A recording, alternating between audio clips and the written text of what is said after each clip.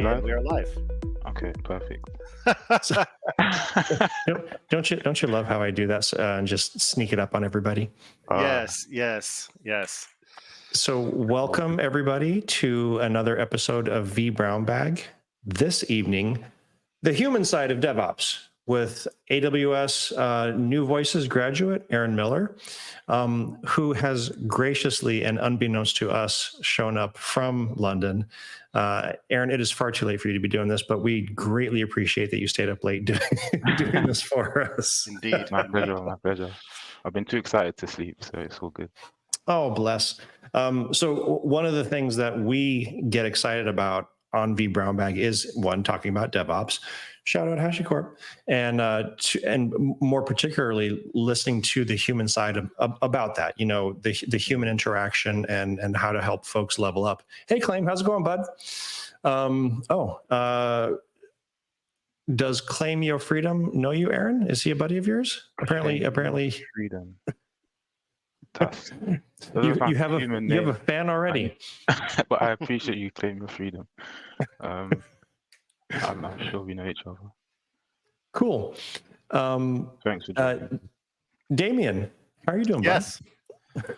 I am well. My name is Damien Carlson. I am currently 6 Foot Dad on the site previously known as Twitter. Welcome to the vBrownBag. Yeah, I'm doing really well, Chris. Thank you. Just so we don't get our corporate overlords upset, we should say, if you like this content, please like and subscribe on YouTube. Tell your friends. Tell your friends. It's a good time. Yeah, and your mom. If Charlotte would yell at us if we did not say like and subscribe. She gets onto us. So apparently, Claim Your Freedom is a friend of yours from All Builders Welcome, Aaron. I have a lot of friends from All Builders Welcome. Yes. I love it's the best community. I love everyone that I've connected. Aren't they great? Yeah. We've met a number of folks from the program. Me helping with the New Voices program and the All Builders Welcome program. It's been a gold mine for our show, but also for meeting new friends and hanging out at reInvent together and whatnot. Okay.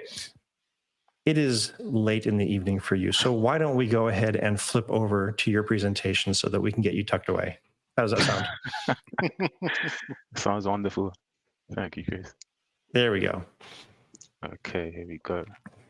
So starting off with a little introduction about me. Excuse me. There I am. Hope you have the animation. So I'm an AWS Restart graduate. I always lead with this because it's the reason I'm here. It's the most life-changing experience I've had, especially career-wise. I was fortunate enough to be trained by AWS prior to COVID. So I was on site in the AWS London offices for 3 months, learning cloud from zero to hero, really, from cloud fundamentals all the way to system operation level in 3 months, and landed my first tech job. Been working there ever since, and it's all thanks to this program. So I would definitely be 60 years old still leading with this. I'm an AWS Restart graduate. I'm also an All Builders Welcome alumni. So in 2022, I was again fortunate enough to discover this grant program. As you know, we have a scholarship right to reInvent in Las Vegas. And I was again blessed enough to return as a mentor in 2023, which was such a great experience for me and really rivals my restart experience as well, because just from where I came from to then return to be trusted enough to be a mentor and give back and impact the amazing people that you claim your freedom and the amazing people I've met. It's been awesome. Finding out about the AWS New Voices program through this community as well having grown in confidence to do something like this and tapping into that desire that was already in me, really. I have now 5 years experience of cloud engineering, and I'm 4 times AWS certified as well. Oh, nice. Thank you. My favorite AWS service is the identity and access management. I really love security. I love the simplicity of the service. And a close second would be CloudTrail for me. You are literally the first person that I've ever heard say that they even remotely enjoy IAM.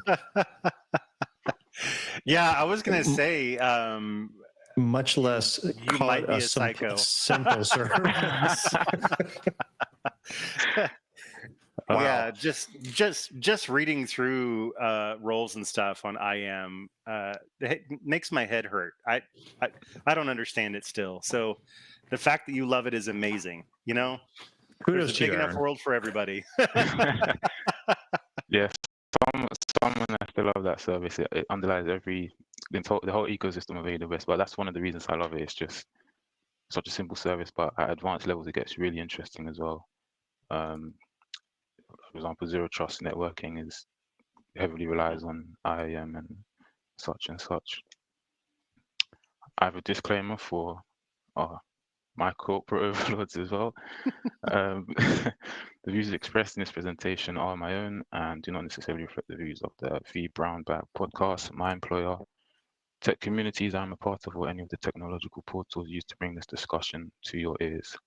As with all information presented, please listen with an open mind, but also conduct independent research and draw your own conclusions. What this talk will be about, I'll be talking a bit about my quest to understand DevOps, what makes DevOps work, common themes of successful and innovative organizations, an appreciation for the open source world, the concept of HumanOps, and the importance of community.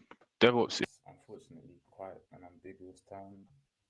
Oh, We Aaron, lost your audio, Aaron. Oh, mic just died. Oh, you're back. Okay. apologies.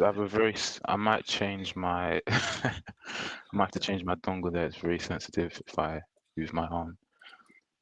I was just saying DevOps is unfortunately quite an ambiguous term, and no two people tend to agree on the definition. This added confusion to my learning journey, and my experience working in failed DevOps systems has helped me to pinpoint neglected areas as causes of friction, miscommunication, bad processes, etc.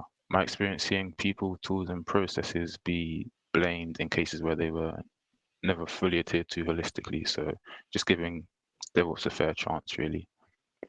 I'll be speaking about common themes that I've seen be used to much success. For example, AWS's approach to building culture. Open source community, I've always been amazed by the benevolence of it.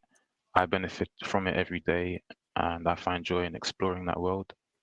This very talk is produced on an open source operating system and software suite, being Ubuntu and LibreOffice. HumanOps explores the human aspects of running infrastructure, and I'll be speaking on why community within tech is so important for us as individuals. One of the main reasons I chose this topic is to inspire.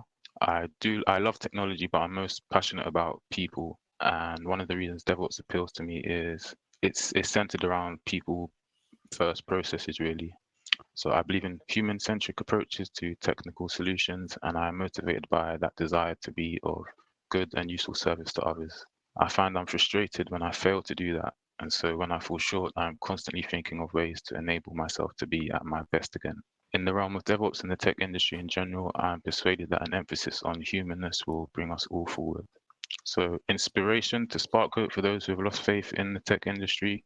I unfortunately know a few people who have, whether it's experience in burnout and no longer enjoying their roles or leaving the industry completely. It's quite unfortunate. To encourage as well, encourage and uplift our peers in this space. I believe we reach our best potential when we are encouraged and encouraging others. I liken it to the phrase, a candle does not lose its own flame when lighting another candle. Also to remind everybody that tech work is complex and very hard to master, but sometimes going back to the basic elements or history of a thing, no matter how complex it is, in fact, especially when it is complex, can best aid our understanding. So this talk is also a reminder of the deeper why behind what we all do and why we do it. Improving, so I'm interested in improving processes. I would like to give as much back as I can, but if our listeners can take one thing from this talk and this discussion, it would be so they could go back to their organizations and improve an aspect of whether it's their organizational workflows or their individual workflows, and help. At the end of the day, I just want to be a helpful person. So, sorry. Sure, go ahead. You know what? I'll actually hold my question. I'll let you continue. Sorry. No problem. I was just telling Chris in a side channel we have. I was like, I'm really regretting all the coffee I had this afternoon because I'm over here like bouncing in my seat. So I think I jumped the gun with my question. Sorry, Aaron. Please continue. No, that's fine. Calm down. There's plenty of time for questions. I much prefer energy rather than you nodding off. So it's all Oh good. yes. No chance of me falling asleep. Perfect. Right. Perfect. So yeah, I shared that I spent a long time confused about what DevOps was really all about. So I'm hoping to share the lessons I've learned from my experience and share some perspectives I found that can help spark a shift in thinking or a new way of looking at DevOps for those who only know of it as a buzzword or have had a less than stellar experience with it. So on this side, a few questions that have bounced around in my head over the years, and have spent long times in there without an answer. So in the next few slides, I'll be breaking down the conclusions I've settled on today. I was literally confused at the lack of consensus on what I thought should be a simple to understand term or concept. Dev and developers and operations teams working together rather than being misaligned. It just seems so straightforward to me. But I wasn't in the industry to experience the pre-DevOps enlightenment days, so my experience is I see you laughing, Chris. Pre-DevOps enlightenment days. That is another stretch, but we will talk about it afterwards. Yes, we got some tea to spill. So I would find senior engineers. I learned DevOps as a new thing, so I would see senior engineers on Reddit forums or tech communities online saying, we've always been doing DevOps, it's just been under a different name. And I'll be thinking, okay, then why is it I was confused. Why is it such a force? Why does it feel so new? What does this all mean? So I was working out things like that at the time. What DevOps is really all about, simply put, in my understanding, is a culture shift. The goal is to create a high quality code that results in stable applications that meet growing business needs, and to be able to test new features and easily revert due to versioning, leveraging microservices and decoupled architectures to separate concerns. For example, a payment processor need never break because of an update to the user interface. Being able to deploy at speed helps more bugs get found quicker. Thus, applications can be highly trusted and stable.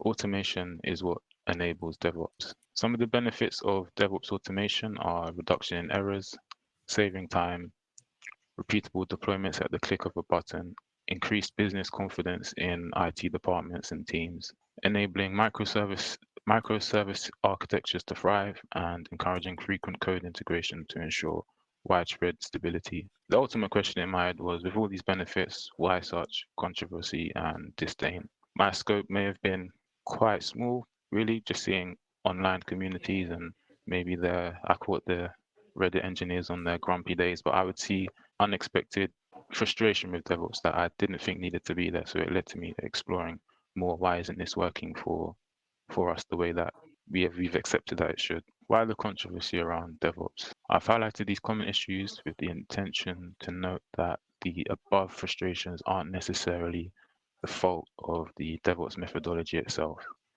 And that's not to say that DevOps is a perfect system, but I do believe, like most things, a lot of its criticisms come from a failure or sometimes a refusal to understand and therefore implement it properly. So when Dev and Ops are siloed but expected to deliver the outcomes that DevOps promises, the DevOps process itself can be blamed for for that failure. Things like business needs. So pushback is not always possible, and in order to deliver new business requirements, sometimes shortcuts have to be taken, which usually impact best practices such as testing phases, just to get something working, just to get it to meet the deadline. Engineer morale can be impacted with the abstract nature of the term and a lack of clear definition for many engineers.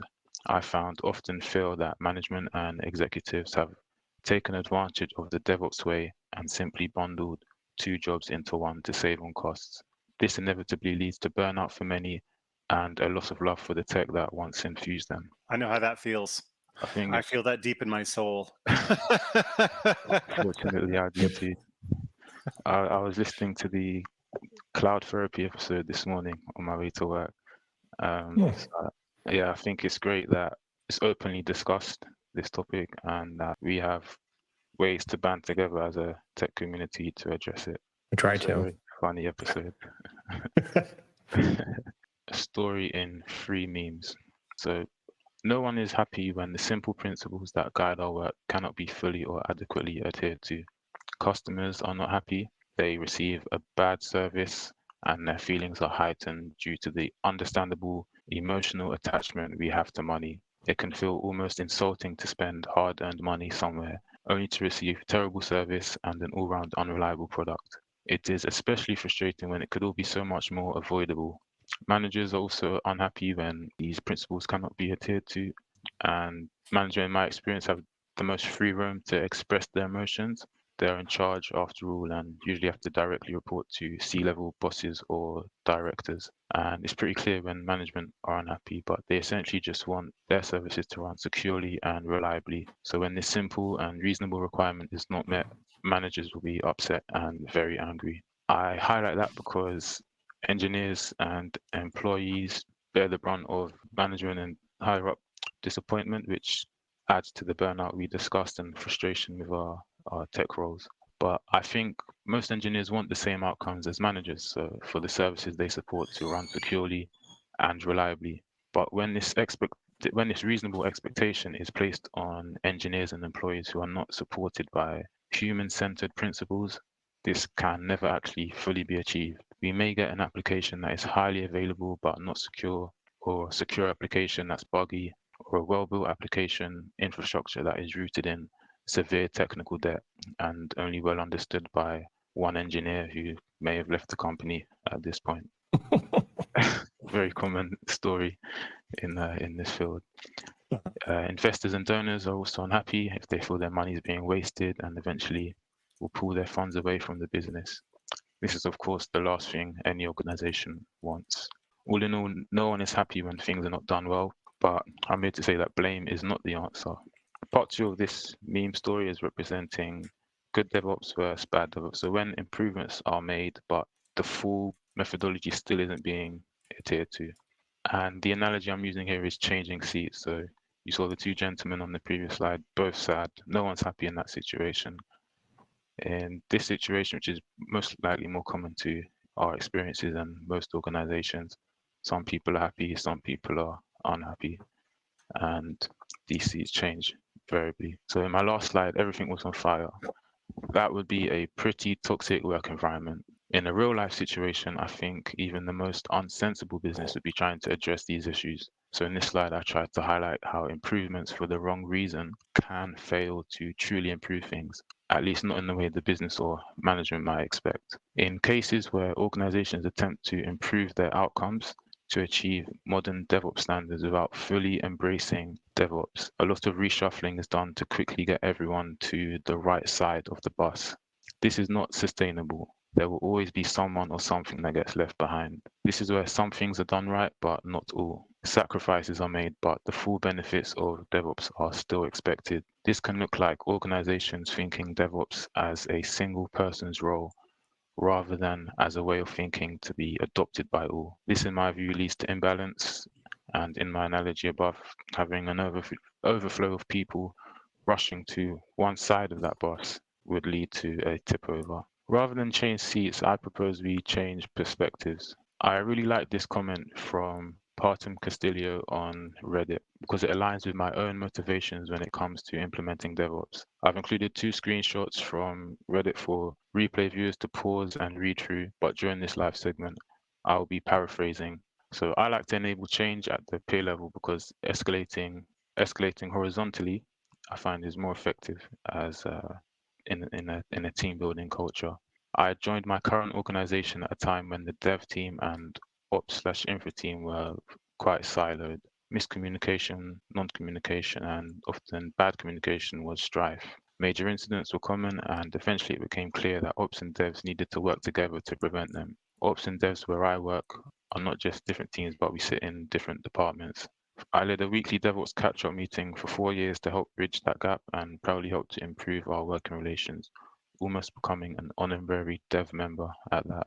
And through this newly opened communication channel, I was able to directly understand developer needs and work closely with them to enable better workflows and unblock them where I could. As much as I enjoyed this process and impacted a lot of positive change, it still was not enough. For real change, full organizational adoption is needed. Kind of to your point about, why people might be against it or having difficulty adopting it is, I've worked in production IT environments where the nearest biggest fire got the attention, right? And so there wasn't the concept of managing the flow of the work coming into the team and leaving the team, right? So like you don't have like kind of that factory floor view. If you read the book, The Phoenix Project, you don't have that view overall of all the work that's been going in. And so you end up being in a place where the organization is dysfunctional because that's the way that it is and the way that it always has been to some degree. And so just saying, hey, we should all be less jerky to each other, can sometimes be impossible, right? Like that's just not how that organization, operates. So yeah, you should do it for years. What? You Oh, sorry. Oh yeah, nothing? yeah. I refuse. Whee! Yeah.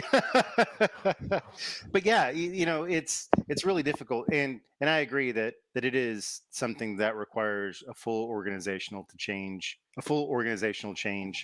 It isn't something that only applies to software development and the support of software-based products, right? Like you can still do the same DevOps approaches to pretty much anything, within a work environment. Having the empathy and understanding the work and working together for a common good, like those are all just kind of standard, sensible things that surprisingly is still very difficult for people to grasp. Anyways, very surprisingly. Yeah. The last guy that showed up on this planet saying, "Hey, everyone, be cool to each other," we threw him right out. So, anyways, I didn't mean to get us off topic. No, I welcome your discussion. Thank you. People, tools, and processes. So this is the definition I stood on and accepted. I think it's not just the tool that counts, it's the people using it that matter. Once all is well on that end, then we can get the best out of the tools at our disposal. When learning a new tool, I read a lot about what it's capable of, the benefits it has brought to its users, why it's worth using over similar tools, and of course, how to actually use it. I've seen good and useful tools be discarded from consideration without it being fully considered. This has been a personal frustration point for me as a siloed DevOps engineer trying to improve processes, and unfortunately, I'm sure many of you can relate. I want to encourage everyone to read the DevOps sagas. Have you heard of them, Damien and Chris? Have you read them yourself? I haven't. What are the DevOps sagas? I believe it was last year Amazon released these. So they're very similar to the well-architected framework. It's almost an Amazon took their own learning transformation journey from a small bookstore to the conglomerate we see today, and all their experiences with customers, and have identified how DevOps helped them in how DevOps was core to their transformation. So they've used the lessons learned from their own DevOps journey to craft recommendations to suit the needs of our individual environment, quality, and security needs. It's not quite a strict one-size-fits-all approach. Each selection offered can enable organizations of all sizes to cultivate in Amazon's words, a high-velocity, security-focused culture capable of delivering substantial business value using modern technologies and DevOps best practices. I've been really glad that Amazon understand and promote these values. But for this talk, I'd like to focus on the organizational adoption part, as that's really the foundational stage of the sagas and the most human-centric one relevant to my talk today. However, each saga is very well crafted and worth exploring on your own time if you have yet to read them. So Amazon define organizational adoption as the formation of a customer-centric adaptive culture focused on optimizing people-driven processes. And I've highlighted that quote because again, they're speaking of people first. And the more I hear this from talks I'm attending or articles I'm reading, it drills the point home to me that without really taking a people first approach seriously, DevOps doesn't truly succeed. Improving developer experience to set the foundation for the successful DevOps adoption. Right here, we see them highlighting the importance of people as pivotal to the success of DevOps adoption.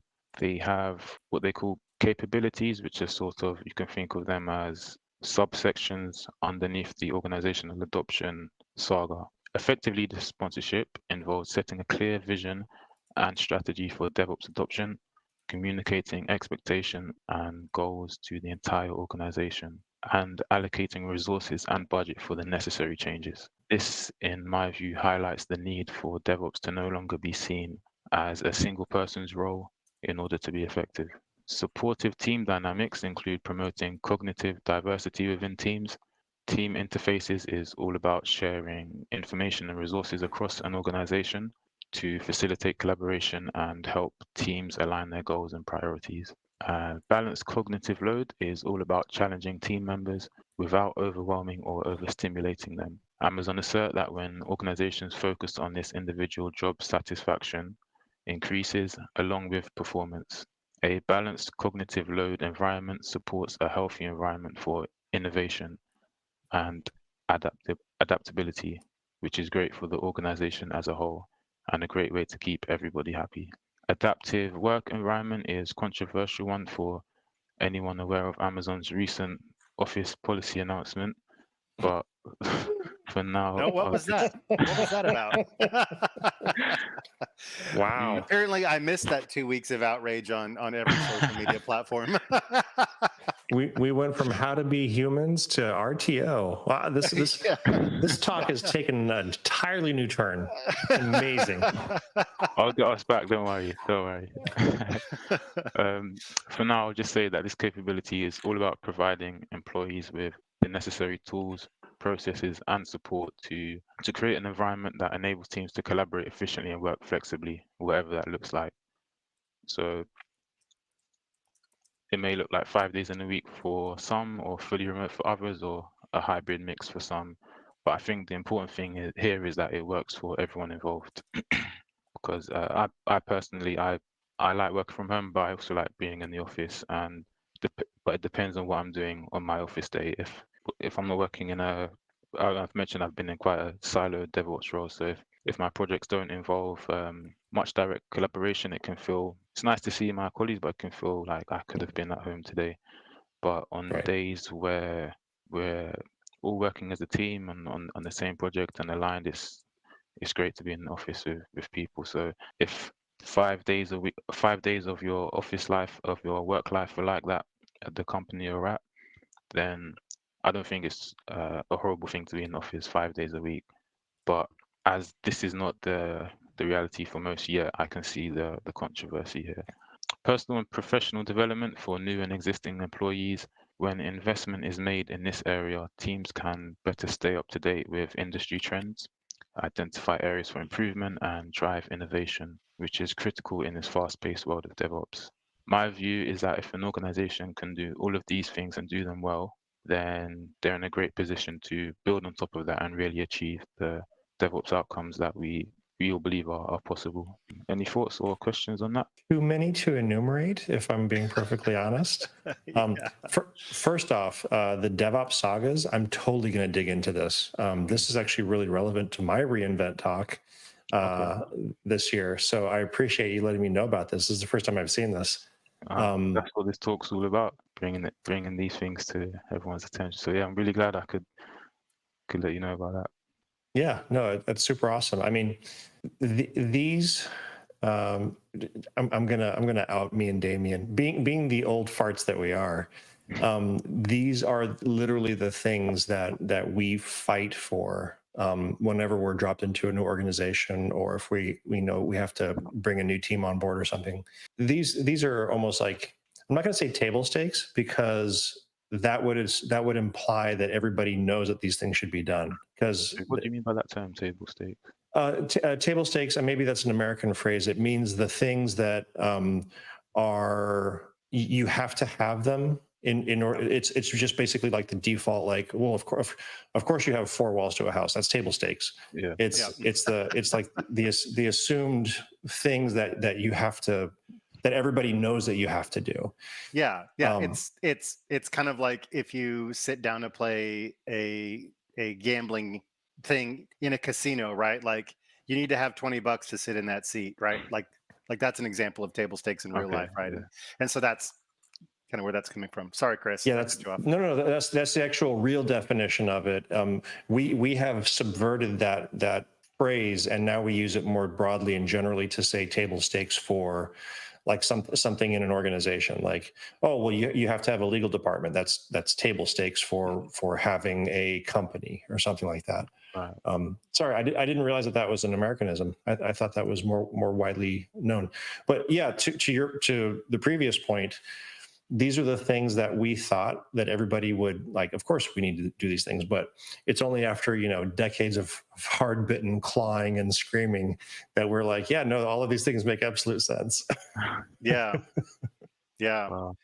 Yeah, it's not obvious to everyone. I think because it's easy to get lost in the business of the work itself, right? And so if you're in an organization that is dysfunctional for whatever reason, being able to stand outside of that like thought process and be like, hey, this is crazy that we all do this, right? Like, it can be impossible to communicate that to people and have them understand where you're coming from without them feeling like they're being attacked, right? Yeah. And I've been in plenty of jobs where I've thought to myself, like, am I the only one that thinks this is a bunch of BS? Or like is everyone just playing along? And that can be a really difficult thing to even ask out loud, right? Like, is it just me, or is this nonsense?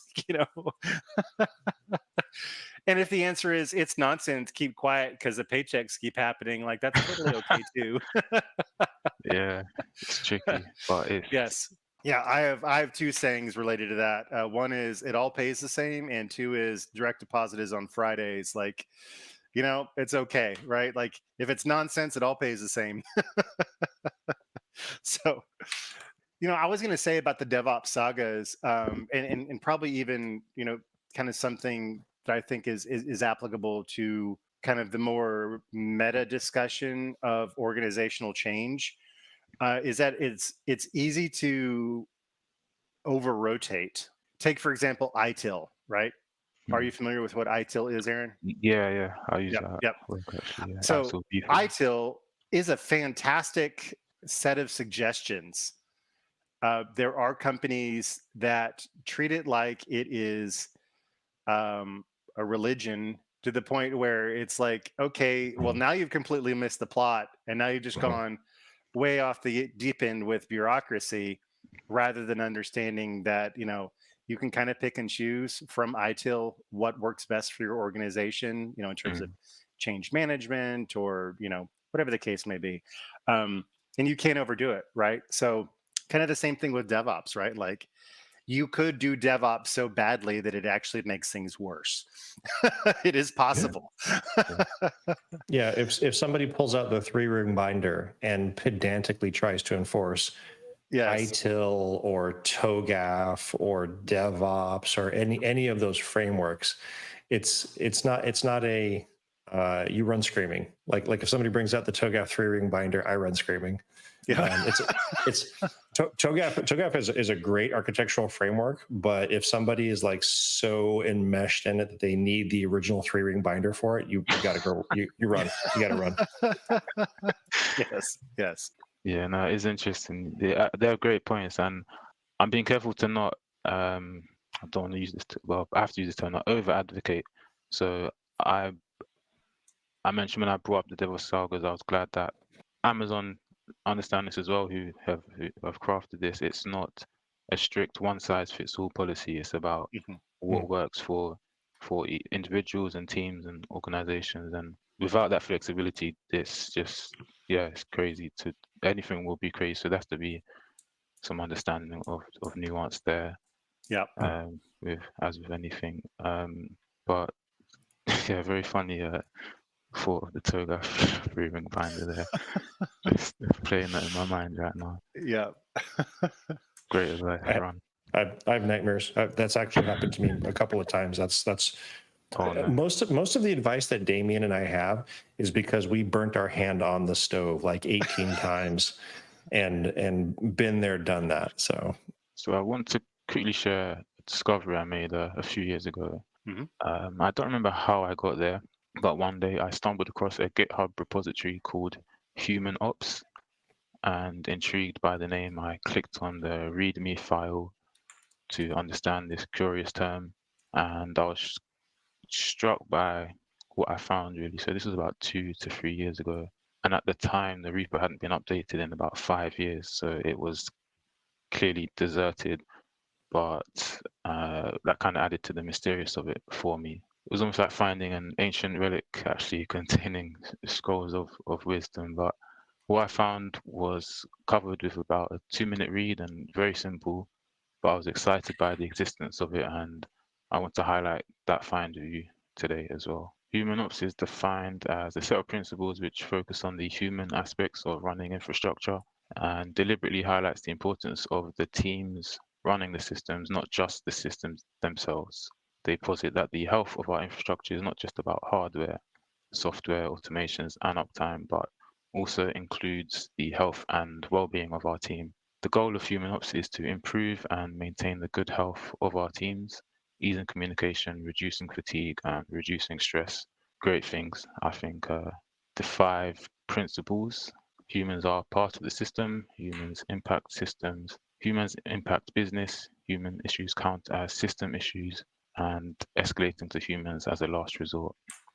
I can go deep into these issues, but I'm conscious of time and questions. Yeah, I like that. I was looking at that repository just now. You're right, it is old. There's old pull requests out there. The website doesn't exist anymore, but the repo lives on. Yeah. So yeah, I think that's very relevant, right? To acknowledge, like, these are machines.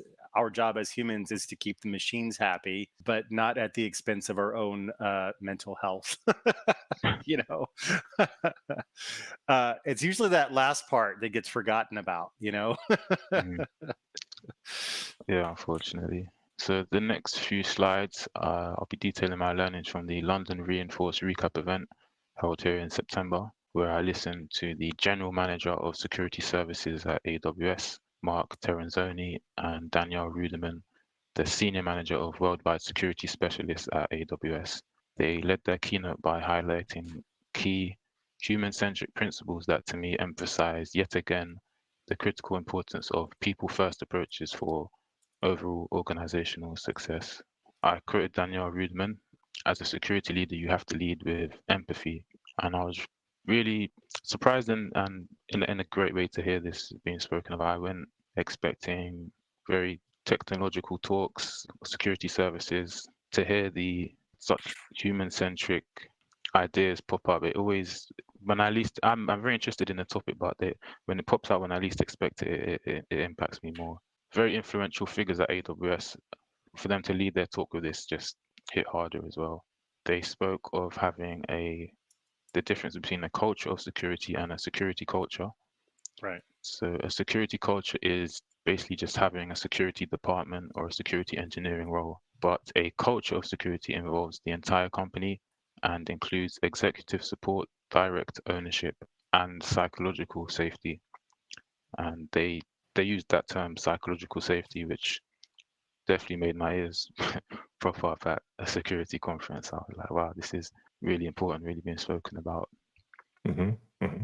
Things like never blaming individuals or anyone ever.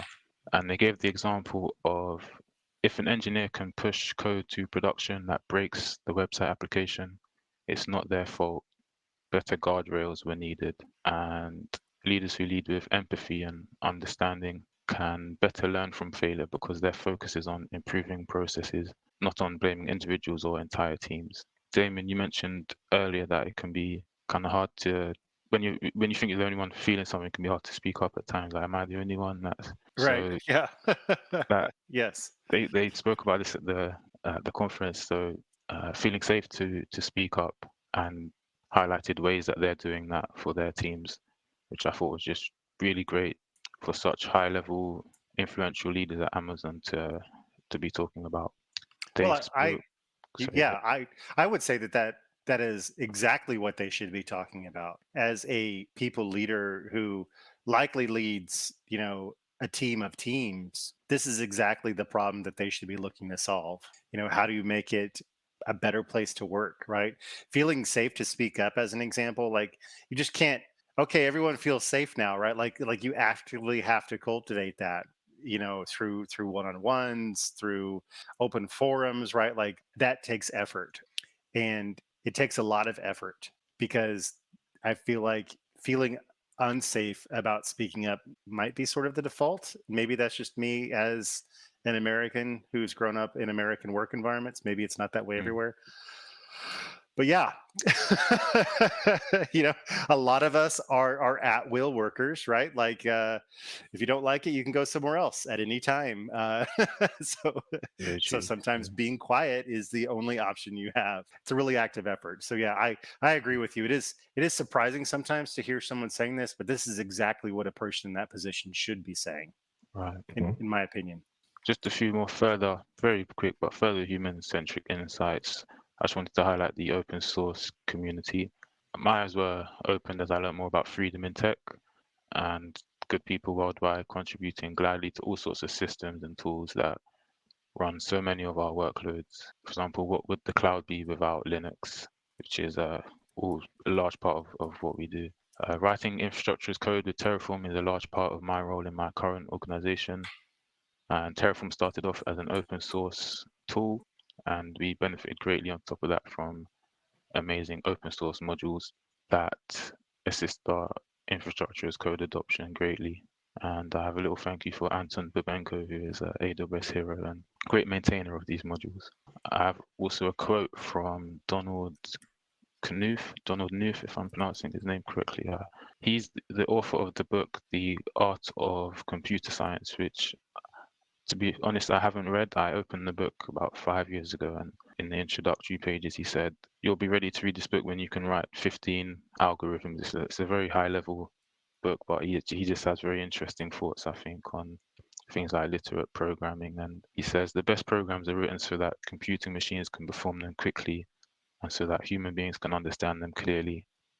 A programmer is ideally an essayist who works with traditional aesthetic and literary forms, as well as mathematical concepts to communicate the way that an algorithm works and to convince a reader that the results will be correct. I write Terraform code, that's my bread and butter really. So I'm not really a programmer, but when I write Terraform code, I'm inspired and encouraged by the mindset of a man like Donald. When I'm writing code, I'm writing it so that another person can understand it, not merely just making the system work. So Right. that's an element I like to highlight that is related to the humanness of DevOps and people first approaches and human centric thinking as well. Yeah. Aaron, And yeah, sorry.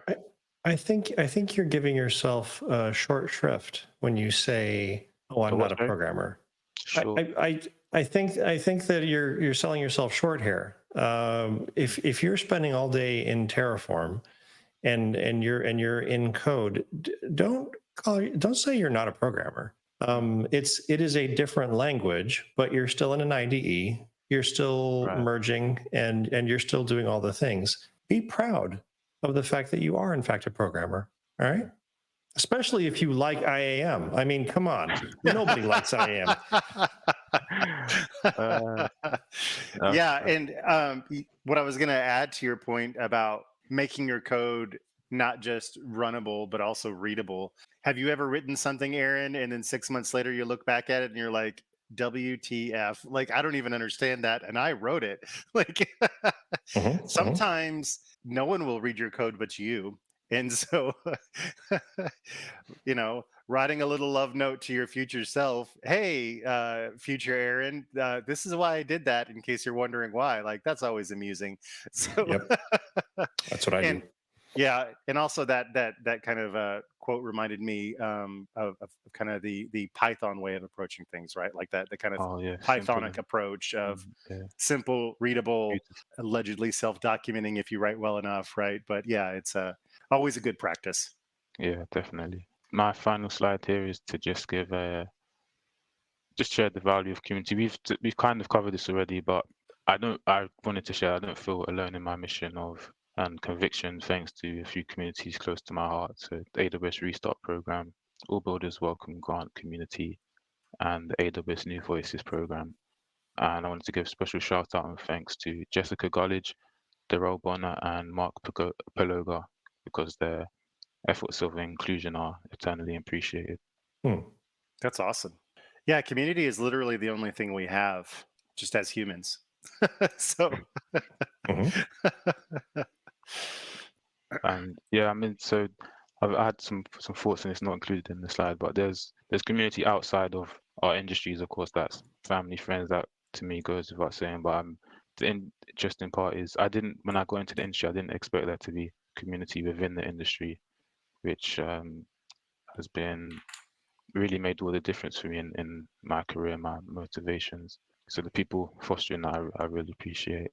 Just to bring it all together, what can we do all about this? Why was I talking about the human side of DevOps for however long I've been talking for? So I wanted to suggest the Amazon Jeff Bezos empty chair method, where in every meeting there's an empty chair that is representative of the customer, so that when meetings are being had, consideration can be made to the most important, arguably the most important person in the room that isn't actually there, which is the customer.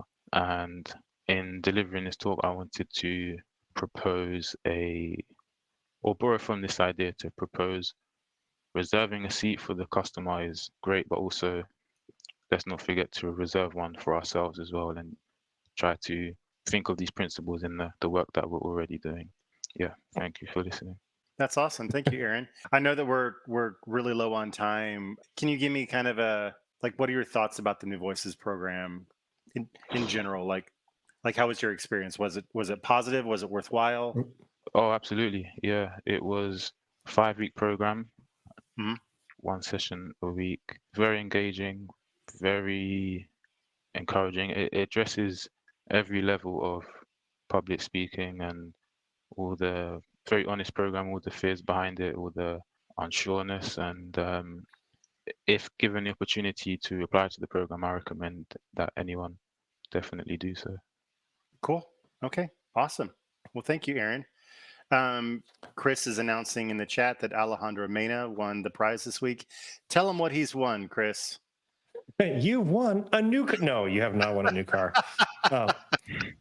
Alejandro, so at the end of every episode, what we do is we do a drawing for the people that are in the live studio audience. We have a little tool that takes all of the folks that have said anything in the audience and does a little round robin.